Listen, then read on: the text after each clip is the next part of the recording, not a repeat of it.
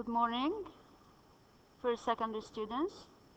Welcome again to Grammar 2, page 61. Let's start with the phrasal verbs.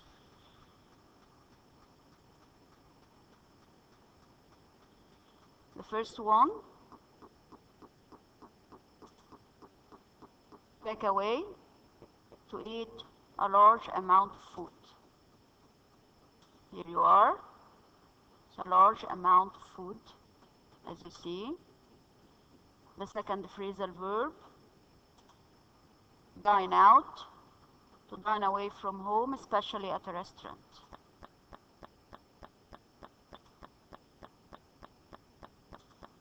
Live on. As you see, it's a panda. It lives on bamboo trees.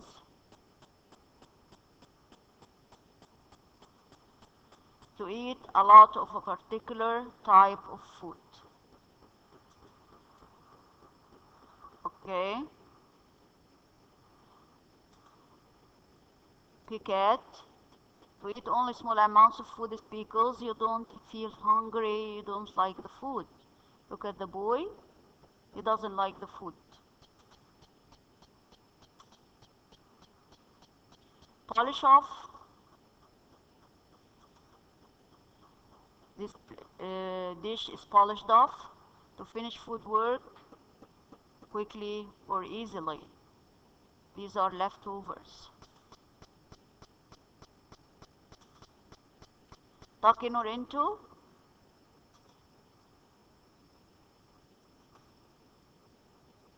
To eat something eagerly.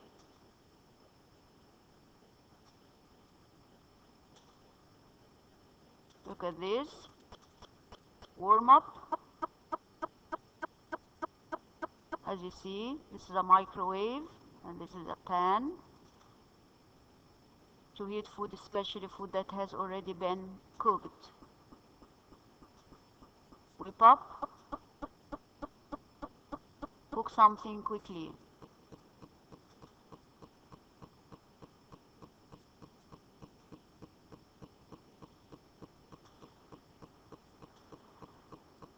We finished the phrasal verbs from 1 to 8. Exercise number E. Page 161, we're going to move to the expressions or the idioms. The first expression, exercise number G. The first expression, wake up and smell the coffee. To be more realistic about a situation, to face reality, no matter how unpleasant it is. The crisis can sometimes be helpful if people are forced to wake up and smell the coffee and make changes in their lives to face reality. To have your cake and eat it. To want everything the way you like. Example, I worked at home so I could raise my family and still earn money. I guess I wanted to have my cake and eat it.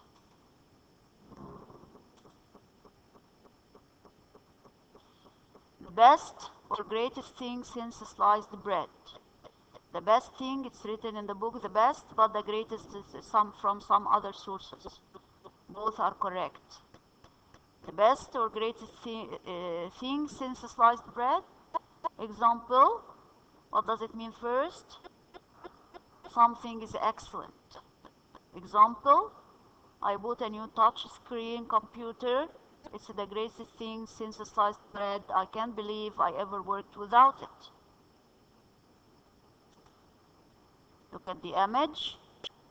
Best thing since sliced bread. There's no use crying over spilt milk. There's no use worrying about past events which cannot be changed. I know you didn't mean to break my phone, so there's no use crying over spilt milk. As you see from the image, crying over spilt milk, the cat is crying over spilt milk.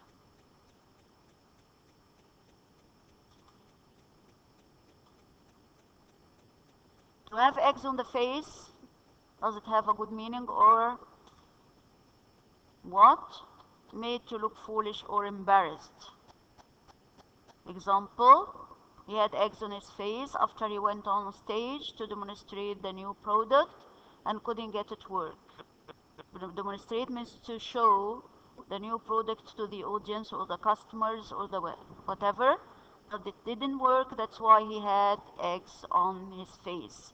To have eggs on the face, this is the infinitive of every, I put to before every expression or idiom to give the base form of the verb, and you have to put the verb in different forms, verb forms, according to the tense or the context. Be toast.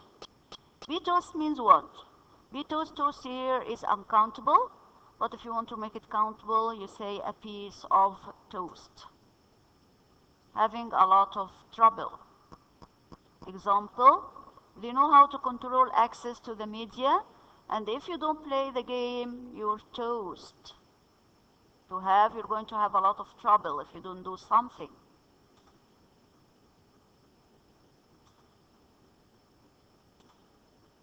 To be full of beans. Beans here, all of us like beans, but to be full of beans, does it have a good meaning, a negative meaning, or a positive meaning? You're going to know. Look at the children. They are playing and they are making a noise and their mom is screaming. They are very energetic. Be full of beans meaning to have a lot of energy. My grandmother is almost over 80 years old, but she's still full of beans. Okay.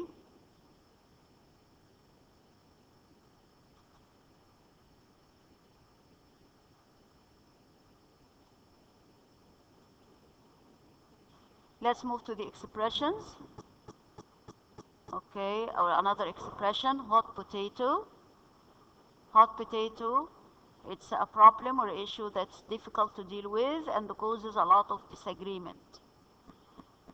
Gun control or weapon control is a political hot potato, something which causes disagreement or argument or whatever.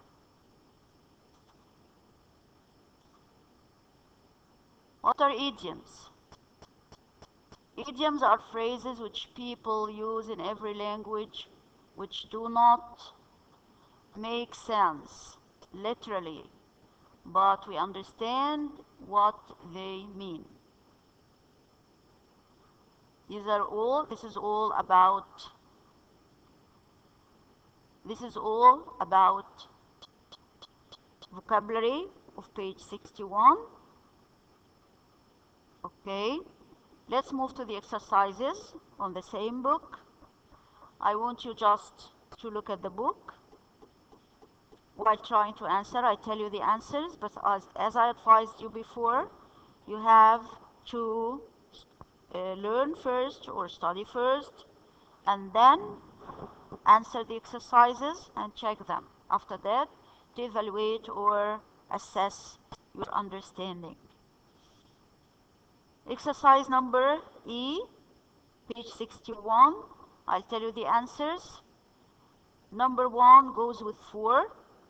Number 2 goes with 6. Number 3 goes with 8. Number 4 goes with 2. Number 5 goes with 7. Number 6 goes with 3. Number 7, 5. Number 8, 1. The answer again, 4, 1, 8, 2, 7, 3, 5, 1. Let's move to exercise number F. Complete the sentences with the correct form of the phrasal verbs from exercise E. Number 1, tuck in. You remember the meaning of tuck in? Number 2, whipped up. Do you remember the meaning of whip up? Number 3, picked at. Picked at. Number 4, lives on. Number 5, warm up. Number 6, polished off. polished off. Number 7, eat out. Number 8, pack away. Sorry. Again, I repeat the answers again. Starting from 1 to 8. Tuck in, whipped up, picked at, leaves on, warm up, polished off, eat out, pack away.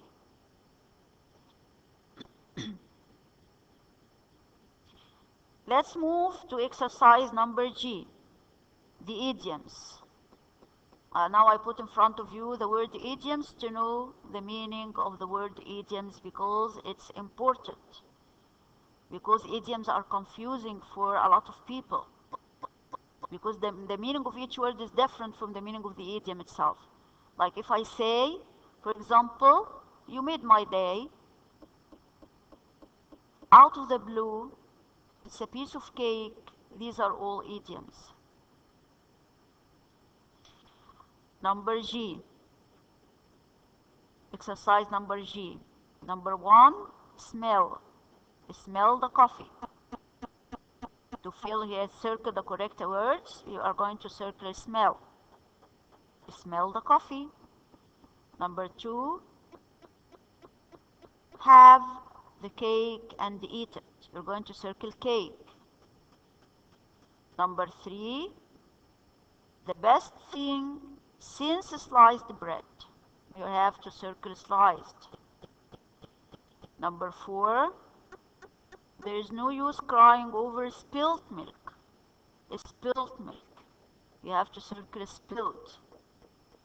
Number 5, if someone has eggs or egg on their face, they have been made to look foolish. To have egg on your face, egg here is uncountable, okay, because it's not eggs, different eggs. Egg here is uncountable. Number 6, if someone tells you that you are toast, you are in a lot of trouble. The answer is toast. Number 7, if someone is full of beans, you are very energetic. The answer is beans. Number 8, a hot potato. Let's repeat the answer again. Number 1, smell. Number 2, cake. Number 3, sliced. Number 4, split. Number 5, eggs. Number 6, toast. Number 7, beans. Number 8, hot. So I'm sorry for this noise. It's the noise of the wind, and all the windows are closed, but still the echo of the wind. Okay, let's move to exercise number H. Complete the sentences with the correct form of the words. Okay. Number 1, the correct form of the words, this means that they are derivatives. Number 1, skimmed. S-K-I-M-M-E-D. Number 2, genetically. Genetically, instead of genes, طبعا, of course, genetically modified. Derivatives, you're going to add a noun or adjective or adverb, whatever.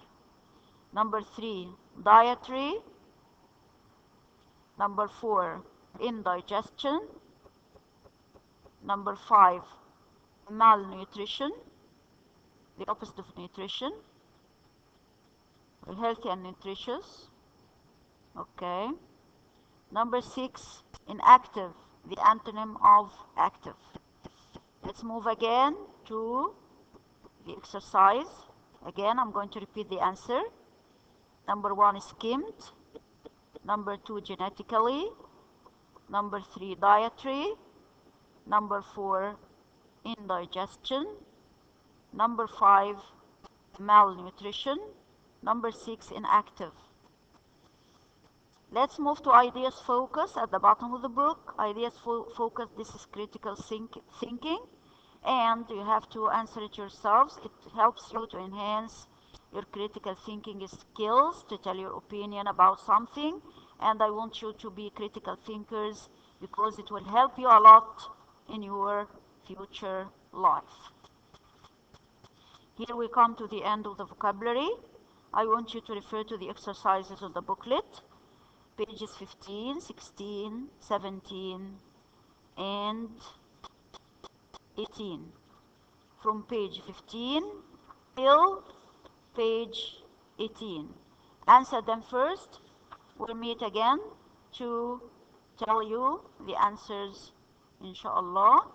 Until we meet again, thank you, and I hope you have enjoyed what I have presented and you benefited from what was presented to you.